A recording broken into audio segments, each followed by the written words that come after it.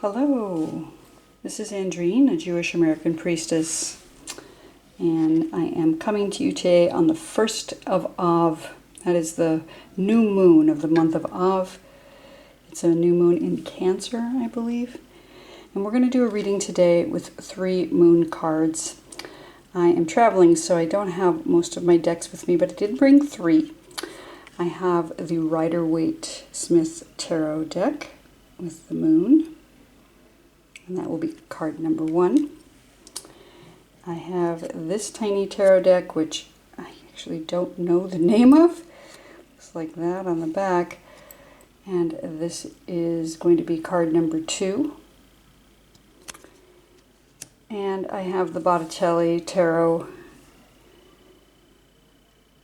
the golden Botticelli. And this will be card number 3. So take a moment to decide which of these cards is calling to you today. And we're going to do a Hebrune reading for each of them. And I will see you in your readings. I'll put the timestamps down below to make it easy to find the reading for you. Hello, those of you who chose card number 1. This is the Rider-Waite-Smith Tarot deck.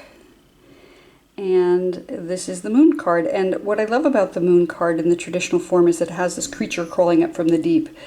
In this case, it is a lobster. And we are in the new moon of Cancer, which is not a lobster, but it has similar features to a lobster, in that it has claws and it has many, many legs and it lives in the water.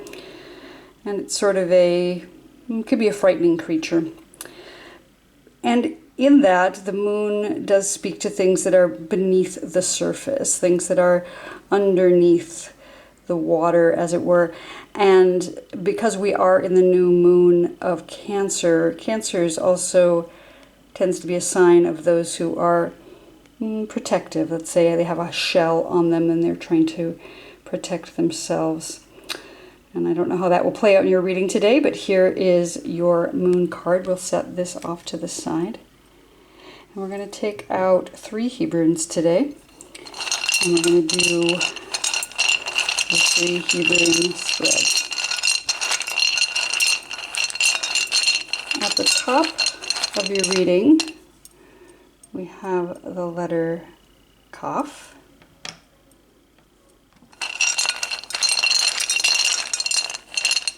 In the center, whoa, we have the letter Mem flying across the table.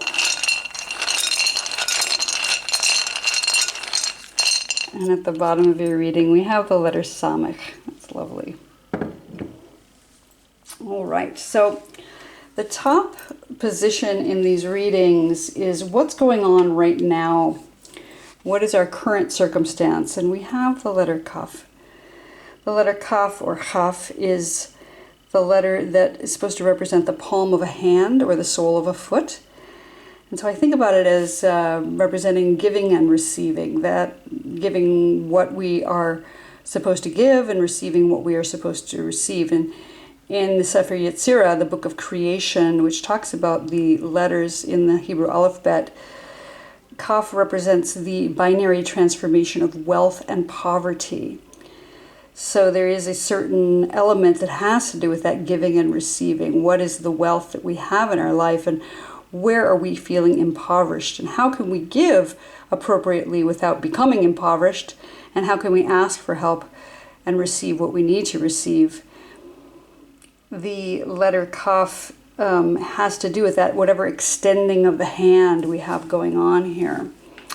And in this month of Av that's coming up, we're in this period of mourning in the Hebrew calendar, where we mourn the losses of the past and possibly of the present, where we're watching our planet be harmed by practices that are happening.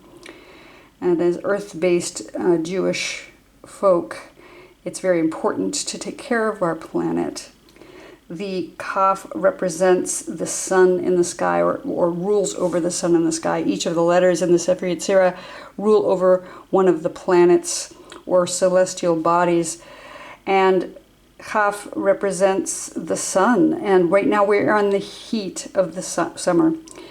And so although we are celebrating the moon today, the new moon of Av, this is a time of year where it is ridiculously hot in the northern hemisphere and dangerously hot. And this year in particular, it is the hottest summer on record.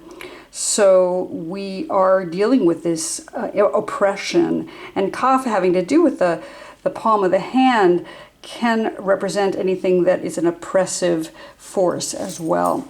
So the sun in the sky is up right now. And even though this is the moon card, you'll notice that on the moon card it has the rays around it. So it's as if it's the sun and the moon in one card, because the moon, of course, is a reflection of the sun.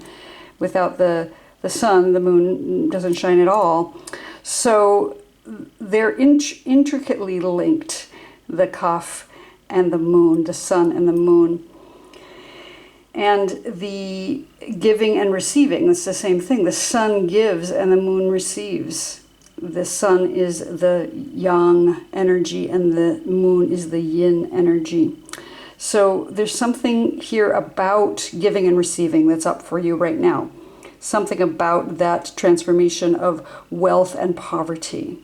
Something about the sun and the moon and their relationship with each other. Kaf is the first letter of the word koach also, which means power.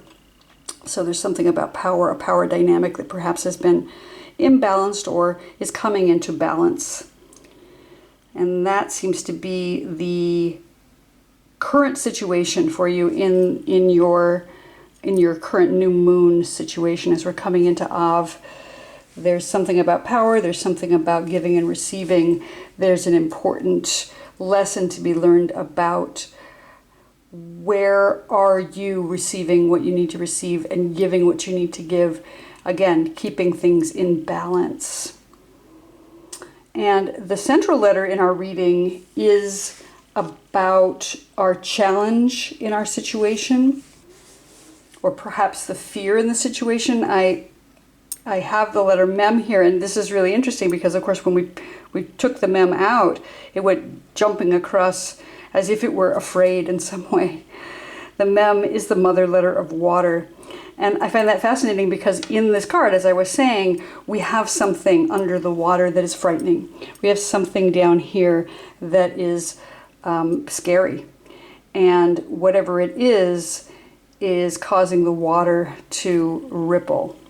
Mem is that mother letter of water. It's the first letter of the word ma'im, which means water. It's also the first letter of the word mikvah, which means ritual bath. It's the bath we use to cleanse ourselves of those things which are impure or are hindering us in our spiritual journey. And I don't know how to reconcile that with the moon card exactly, because the moon talks about these hidden, maybe frightening, unseen things. And we have a fear, clearly, or a challenge with those under the water, but we also need to cleanse. We need the water to cleanse us. So the mem is speaking to that fear. The mem is talking about those ripples that are being caused. And I think what we can discover here is that when we face them, when we take a closer look at them, they're maybe not as frightening as we think. Or maybe we can deal with them. Maybe we can befriend them, or at least pull them out of the water and use them for what's most useful. I know that in Judaism, lobsters and crabs are not considered kosher. But if you are a person who eats them, maybe it's time to pull that out of the water and eat that fear. Take it in, ingest it, discover how it serves you, and then cleanse yourself through that process. Not literally, perhaps, but metaphorically.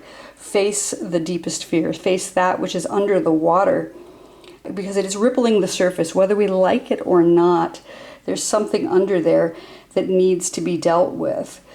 The mem is about transformation. It's about cleansing, and it's about gestation, because it is the mother letter of water, and it is the 40, the number 40 in Gematria, 40 weeks of gestation in the human body. It looks a little bit like a womb, this wide, rounded letter with a hole at the bottom as if it were a uterus about to give birth. And we all come through the water. We all have that amniotic fluid around us in utero as we are gestating. So there's something right now that is gestating, something that is maybe disturbing the peace, maybe something that is causing some distress. If any of you have ever been pregnant, you know that pregnancy can be uncomfortable from the beginning to the end, but particularly at the end when birth is about to take place. It can be very, very uncomfortable. It is intended to be uncomfortable on some level because it gives us this passage. It gives us this ability to, it's as if the mother's body is squeezing the infant in order to prepare it for the world. And that's a necessary component of birth. Now, yes, we can have babies born by cesarean section, and that's a great gift that we have in our medical establishment. But the way the human body was designed, and I think most animal bodies, is that those contractions, those things that are uncomfortable both for the mother and the child, are there to prepare us for the birth, prepare us for the child being in the world. So there's something disturbing, there's something under the water, something frightening perhaps, something that needs to be cleansed, something that needs to be birthed for sure. And that we are having a little bit of a challenge with it right now, that there's some discomfort, let's just say. And in our final position, the position of what there is to come, or what is the advice for our situation, we have the letter Samech. And Samech is a circle. And it reminds us that time is not linear, particularly it's cyclical. So we have these times of year where it gets hot and then it cools down and then it gets cold for a season and then it warms up and then it gets warm again. So we have these cyclical seasons, and the moon is all about the cycles. You can see the Samech looks a little bit like a moon. It's a big round letter that looks like the full moon. Now we're at the new moon here. So the full moon is coming, I think, is one of the messages we have here. Is that although it's dark right now, although we're in the dark of the moon, the full moon is coming. And in this particular month of Av, that's particularly poignant because it is a month of mourning. It's a month where we mourn the loss of the temple. We mourn many, many losses throughout time that had to do with destruction and violence against the people. And we spend several weeks, in fact, starting back in Tammuz, mourning those losses. And then as we come through the 9th of Av, which is the big day of mourning, we lighten up. And by the 15th of Av, which is Tu B'Av, that's a day of celebration during the full moon. On the 15th of Av, the full moon of Av, is a huge celebration of love. It's about dancing, going out into the fields, particularly the vineyards. People wear white. It's this midsummer celebration, particularly for women who are here to celebrate love and bring love back into the world after the losses, after the destruction, after the fear that we've encountered. So Samech is coming. The cycles are turning. We have the full moon coming eventually, within 2 weeks. And again, still some discomfort here. Samech is a thorn. In the Paleo Hebrew, it looks more like a thorn, but here we have this vestigial thorn in the upper left corner.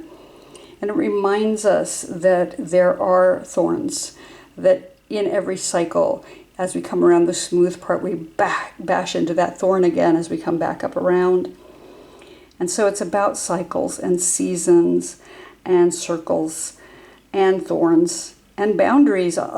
In some ways, the Samech speaks to this idea of creating boundaries around ourselves to protect ourselves, much like the crab in the Cancer sign and also the lobster here. We have this hard shell that is necessary to protect ourselves.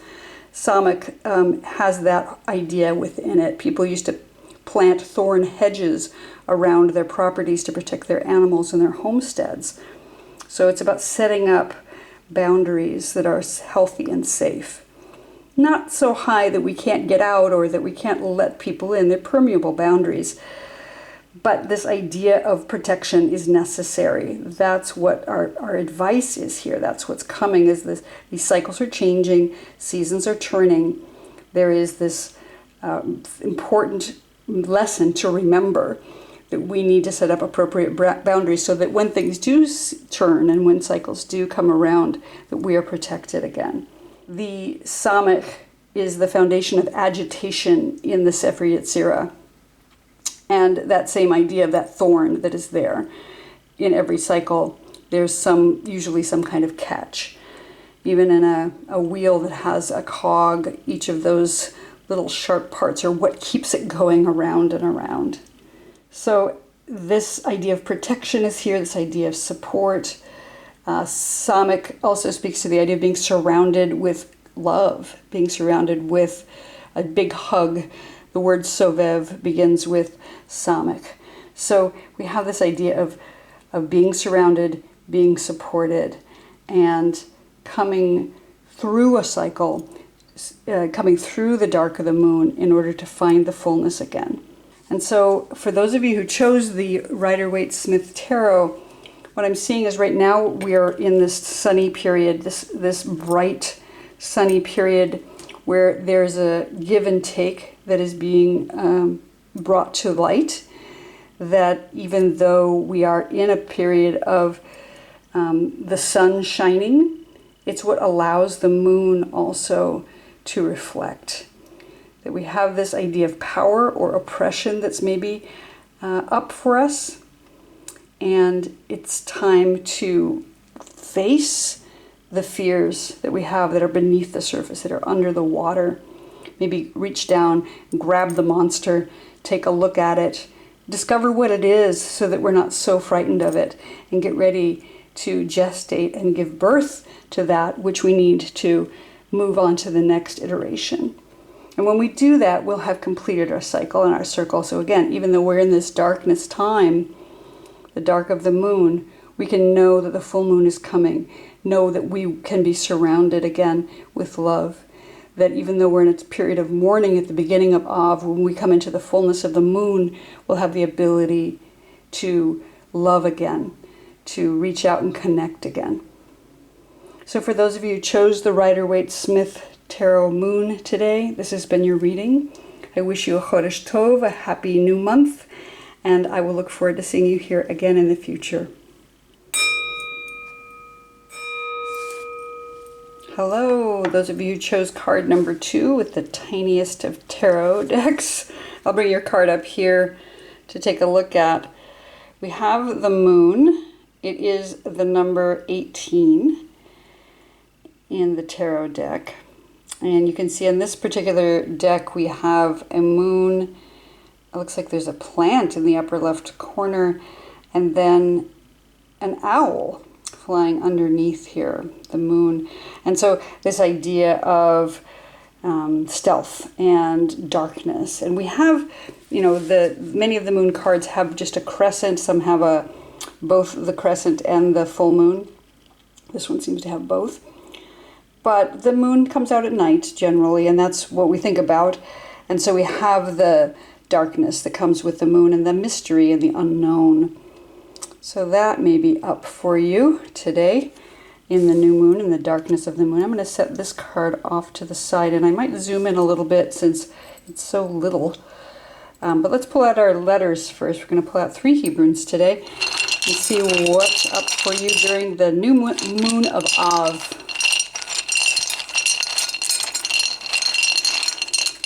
At the top of our reading, we have the letter Vav.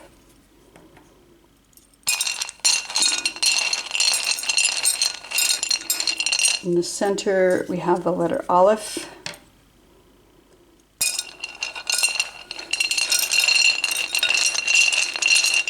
And at the bottom of our reading, we have the letter Resh. Okay, let's adjust our camera a little bit. Okay, in the 3 Hebrune readings, the way I do this is the top letter represents what's going on right now, the center is what is our challenge, and the bottom is the outcome or advice in our situation. So at the top of our reading we have the letter Vav. And the letter Vav is the letter that literally means and in Hebrew. And so it has to do with connection. It is this very tall, upright spine. It's as if there's a person standing there, but their head is slightly bowed. And so it's about planting oneself deep in the earth and then reaching up toward divinity, reaching up toward the heavens. So I think about it as a tall, straight spine or a taproot or both. In the Paleo Hebrew, it was a peg or a hook.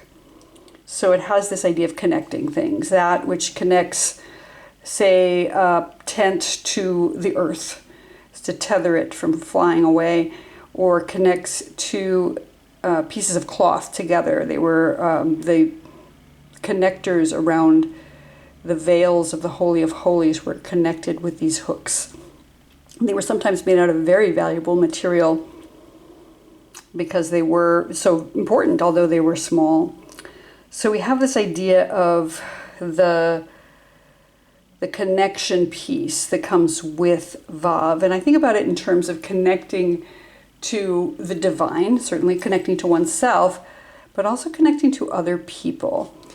So maybe this is a time right now where you're working on connecting to others during this month of Av. And there's a lot of community activity around mourning right now.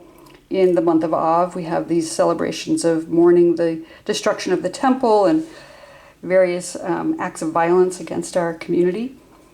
So maybe there's a time of coming together, and certainly the summer in my culture is a lot about getting together and going on vacation and having fun and doing such like that, but some kind of connecting is happening for you right now.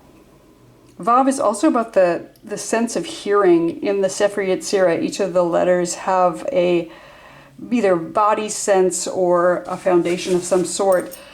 And in the case of Vav, it's about hearing.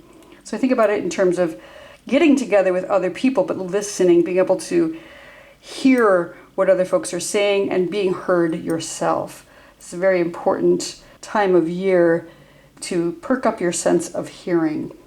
And maybe also listening to nature, listening to the divine, but listening to the planet, listening to the cries of the planet and to nature itself. If you can get outside and enjoy the water and the trees and the wind and the sun and the moon. And in this darkness of the moon, we're listening in for what's hidden, what is unseen right now in the darkness of the moon. The letter Vav is the number 6 in Gematria. And 6 speaks to the 6th day of creation. There are 7 days of creation in our creation story. And on the 6th day, it was the end of physical creation. On the 7th day, the divine rested. So 6 speaks to something almost being complete. And we just finished the month of Tammuz, so there's some completion there. But there's also this, again, this mourning that we're dealing with that needs to be finished. We need to come to completion with our mourning so that we can start again. Vav is one of the letters of the divine name, the Yud He Vav He, which is that name which means becoming, that name which is past, present, and future. And the Vav is right in the center of the 2 He's in the divine name. So there's some connection. There's something about drawing together the divine name with the Vav that brings us into a place of connection as well. Something to think about when considering that which is hidden. How are we connecting with the divine? How are we connecting with others and ourselves during this period of time, during this month of Av? And how are we facilitating connection by listening, by being able to hear right now? As we come into the center of our reading, we have the letter Aleph, and this is the letter in this position. This position is what is our challenge or our fear in the situation. And we have the letter Aleph. Aleph is the number 1. It's the first letter of the alphabet. And you can see that it's made up of 3 letters. The top is the Yud. The bottom is also the Yud. It's a little bit stylized in this particular case. And then the center, we have the Vav again.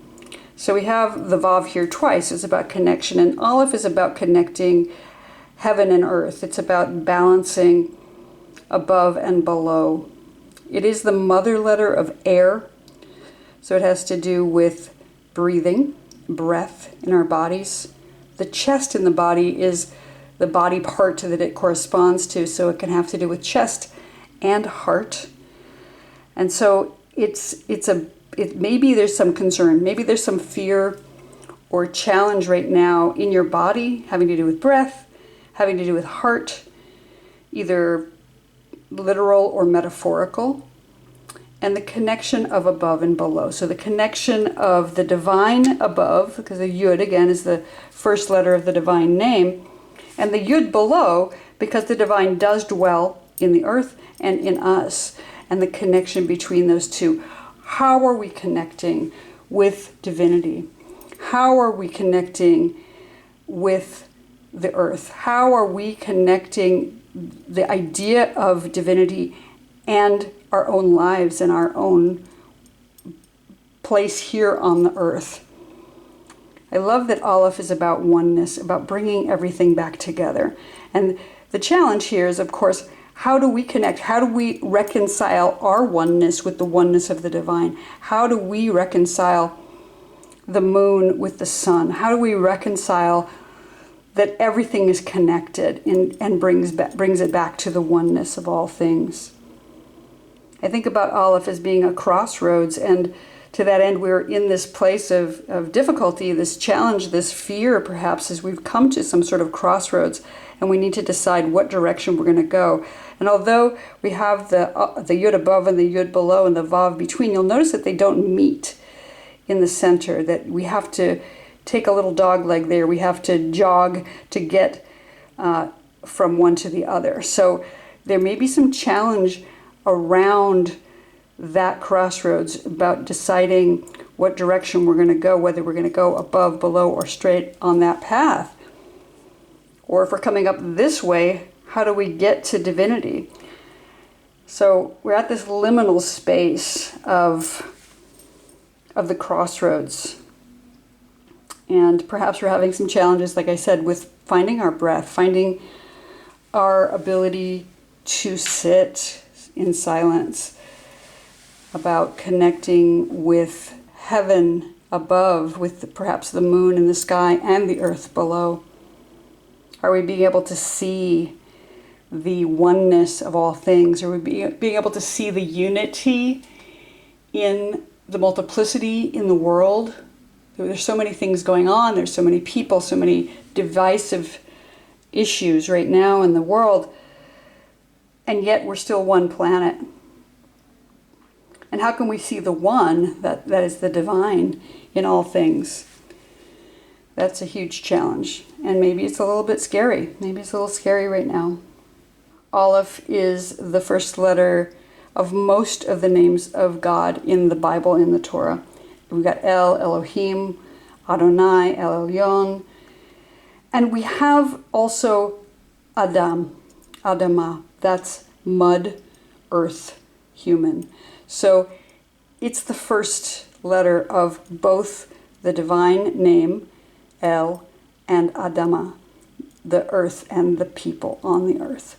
So coming back to the oneness, we can recognize that we have connection, that we have that as above, so below understanding, that the moon, even in its darkness, is there whether we can see it or not, much like divine.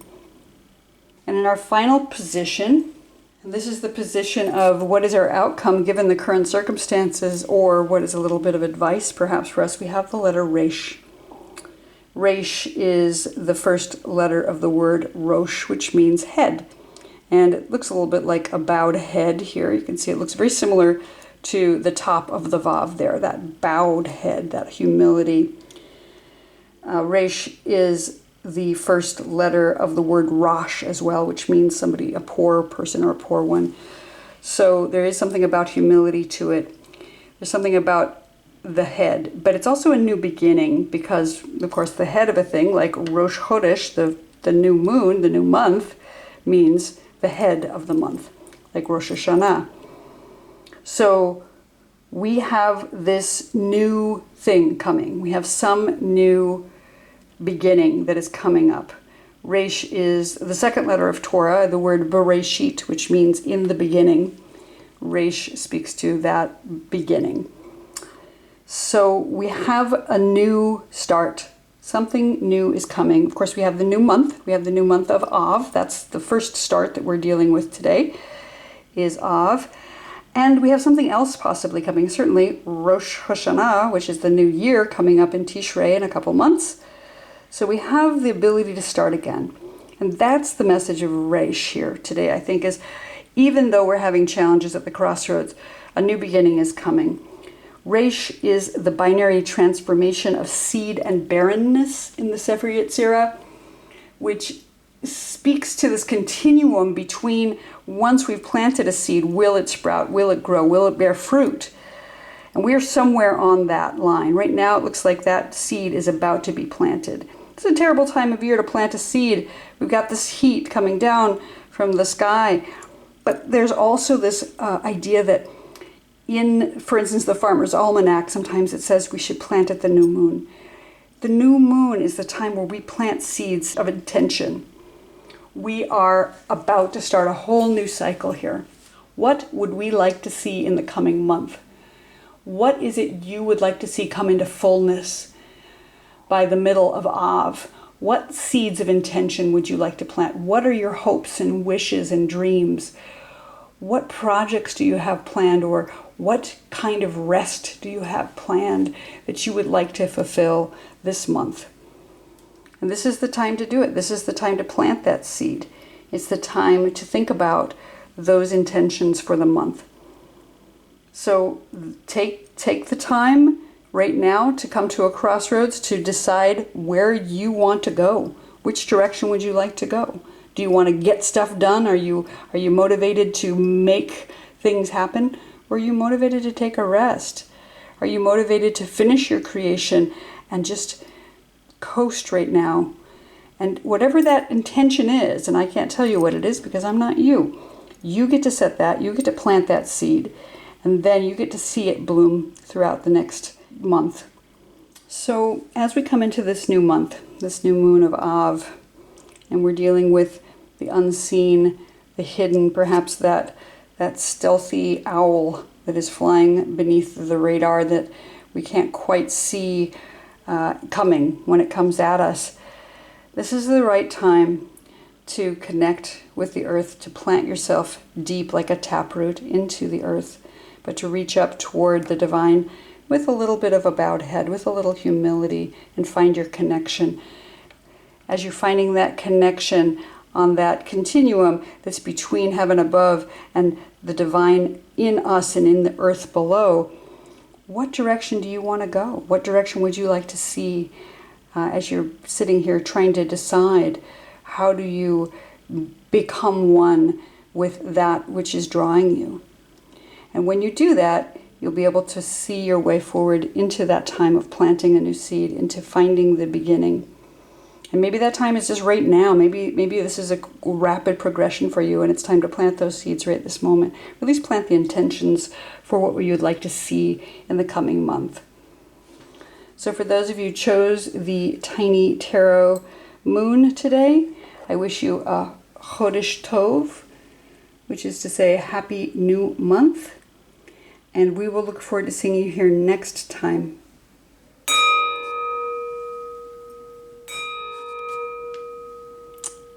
Hello, those of you who chose card number 3, the Golden Botticelli Moon.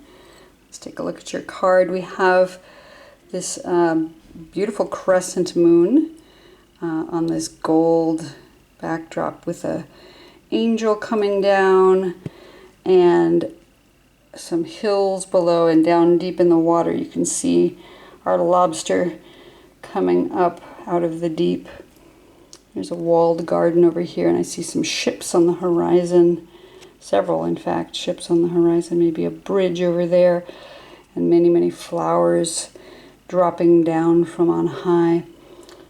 And it's the number 18, of course, in the tarot. And this is what your moon card looks like today. Quite gorgeous. So I'm going to set La Luna over here off to the side. I hope we can still see her. Let me see if I can find something to prop her up. There we have it. Okay, so we're going to pull out 3 Hebrunes today to give us some insight into what's coming up for the month of Av here in this new moon that's just upon us right now. And at the top we have the letter Tet. In the center we have the Ein Sof. And on the low side we have the letter Dalet. Okay, beautiful. Okay, in these readings the top letter represents that which is going on right now, and we have the letter Tet. The letter Tet is a vessel. You can see it looks a little bit like a cup. And it is the number 9 in Gematria, so it has to do with the 9 months of gestation in the human body, and some say that it is like a womb. It's like a basket or a vessel, again, of some sort. It's the first letter of the word Tov, which means good or goodness. So it speaks to having something good inside, like a tasty cup of wine or something very wonderful gestating within. So it's about containing goodness and the idea of gestation and pregnancy. And it does speak to the 9 shofar blasts that come during the Rosh Hashanah services. There's sets of 9 sets of 9 that go on throughout the services. And because of that, it's affiliated with renewal, and that also ties into pregnancy and birth. So something good is coming. Something good is gestating right now. There's something renewing for you. There's also this idea that it looks a little bit like a snake because it curls around like this. And although snakes sometimes get a bad rap in this tradition, snakes are all about renewal as well. They shed their skin. They coil around, and they know how to transform when transformation is necessary. We have a lot of snake stories in both the Torah and the Talmud. And one of the snake stories, of course, is about how the snake is used for healing. It's also used to compete against Pharaoh, and of course the temptation of the snake in the garden. But transformation is a really, really important part of the snake story. And I think, again, the snake has gotten a bad rap because it was used in ancient proto-Judaic Hebrew practices for worship, that there is this earth-based, mostly feminine divine use of the snake. So, and a lot of the feminine and earth-based stuff has been cut off from modern-day Judaism. So I'm willing to recall that. I'm willing to reclaim the snake here. The snake is a transformative and important animal, and it is an important symbol. And the Tet is one of the letters that represents the snake.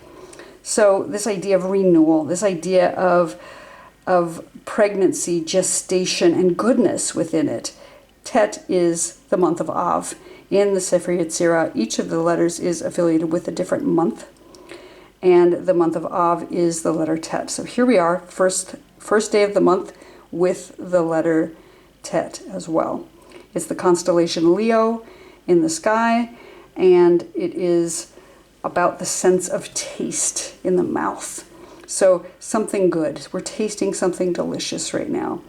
So we have this beautiful time right now, this beautiful goodness, this beautiful gestation, this beautiful ability to taste what's delicious in this cup, whatever it is we're holding, and this idea of renewal and waking up, that idea of the shofar blasts, which are coming in Elul, which will wake us up and help us transform into something even better.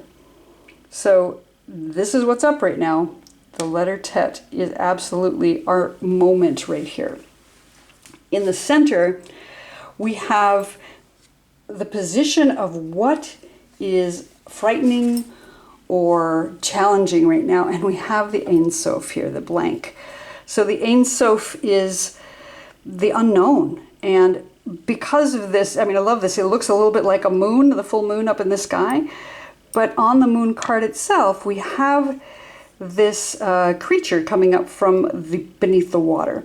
And the water can represent emotion or the subconscious, but whatever it is, it's frightening because we don't know what it is. This lobster, which is, it's not quite a crab, but it is a crustacean like a crab. So we have the new moon of Cancer right now. And so we have this unknown beneath the surface idea. And the Ein Sof represents the unknown. It represents the void, the water basically, and whatever is underneath it, which we cannot see right now. So this primordial chaos, whatever came before and what will come again in the end of time.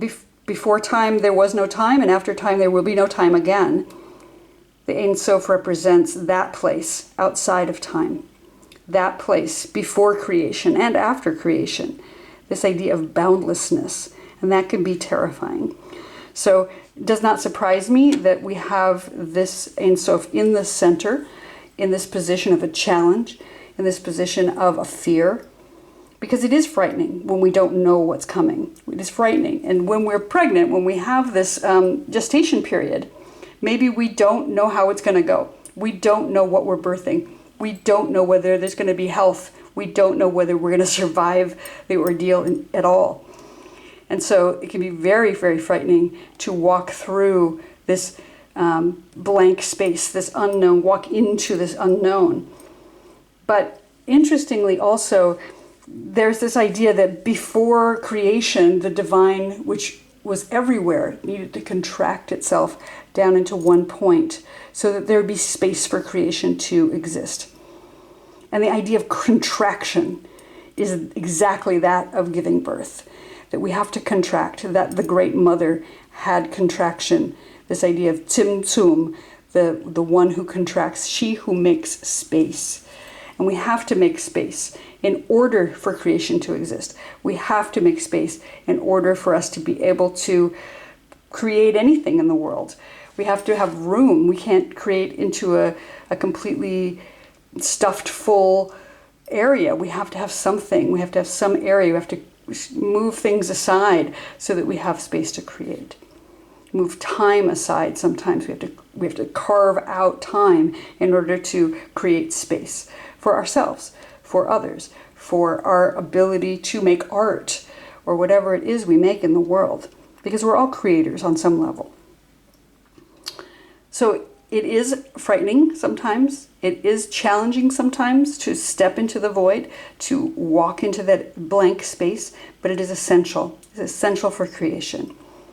And it's important to make that space. The Ein Sof is intricately connected to the infinite, and not just the idea of infinity, but the one who is infinite.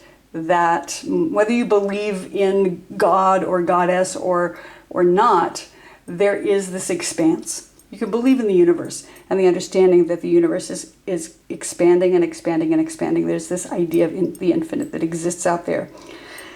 And we can believe in that. We can know that it's there. And whether we're afraid of it or not, or whether we feel challenged by it or not, there it is.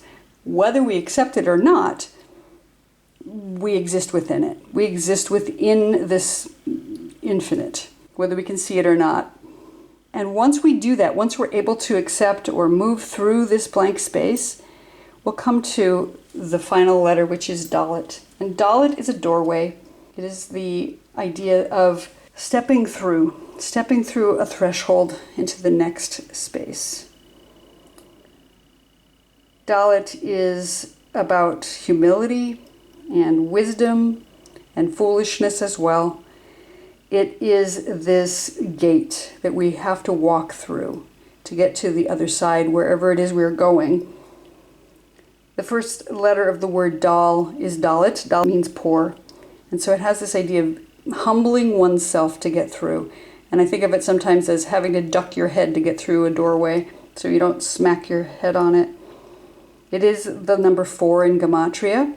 So it has this reference to the 4 directions, the north, south, east, and west, as well as the 4 seasons.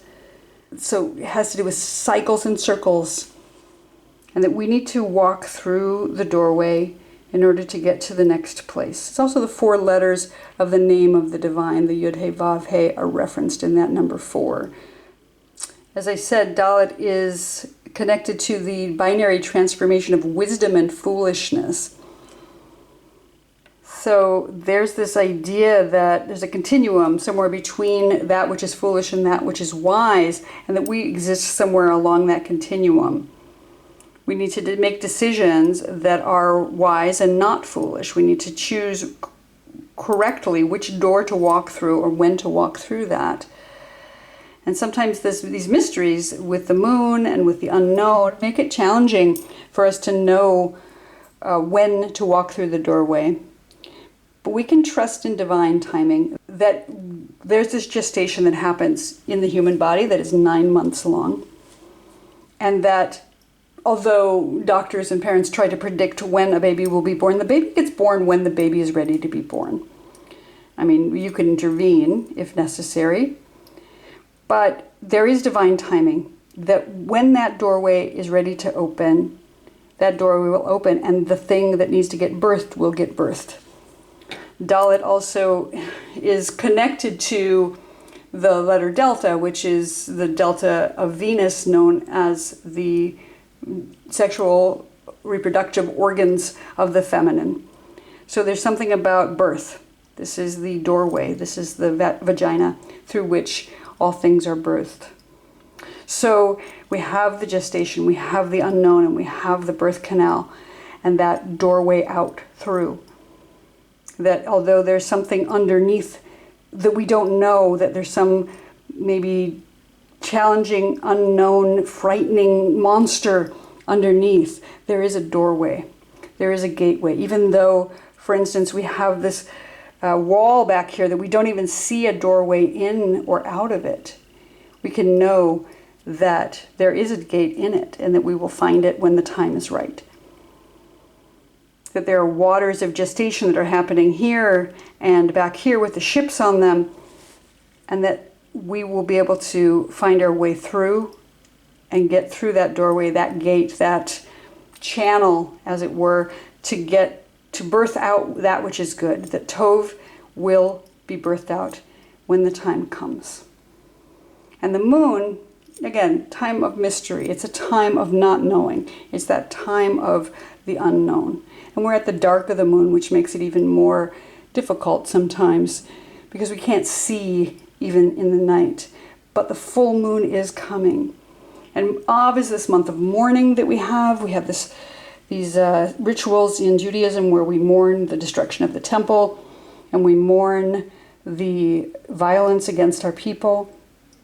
And then at the full moon, there's a celebration of Tu B'Av, which is about love. It's about finding love, and it's about celebration, and it's about filling your cup with joy and dancing in the fields in the middle of the summer, as one should do.